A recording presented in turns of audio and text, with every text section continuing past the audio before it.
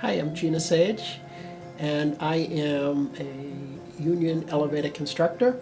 I'm a parent, I'm a dog owner, and I'm trans.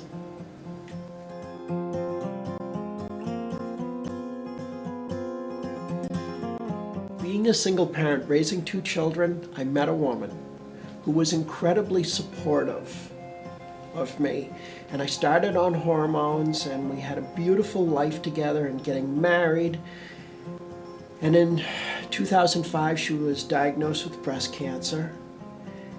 And 2 years later, not even 2 years later, she passed away from breast cancer. And my life was completely turned upside down once again. And I had to move on. After Jane died, I took a job with a company that offered me a lot of traveling.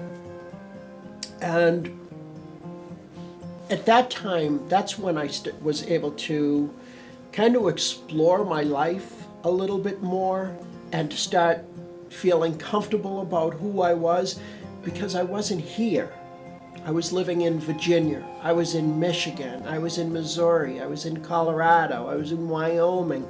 I was in like some really remote places, but nobody knew who I was. So I could dress up and feel comfortable about going out. And that's when I started really transitioning after Jane died. I came out and I made the decision to continue with my transition. So now I needed to come back and tell people. So I came back and sat with my mom and dad. My mom and dad are old.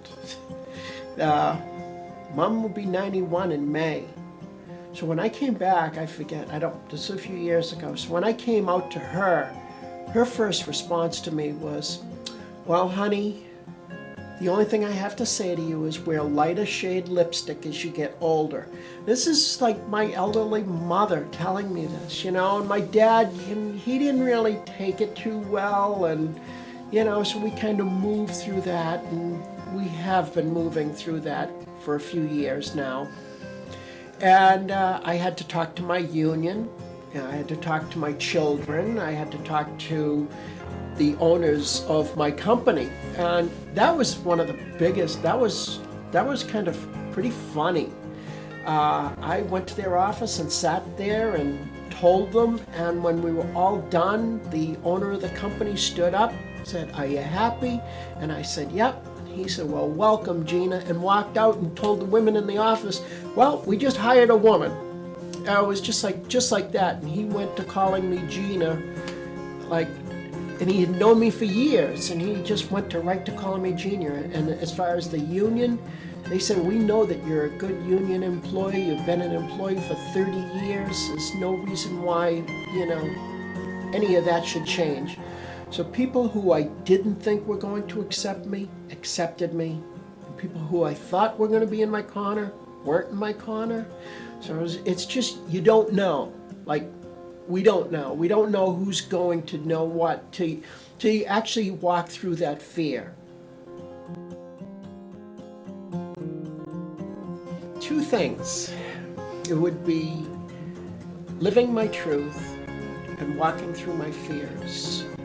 It was when I was able to do that, is when my whole world opened up. That people came into my life, that I have amazing relationships today.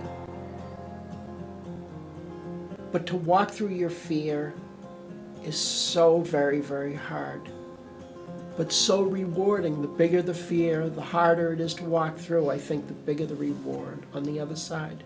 But living your truth, speaking your truth, that's what I would say.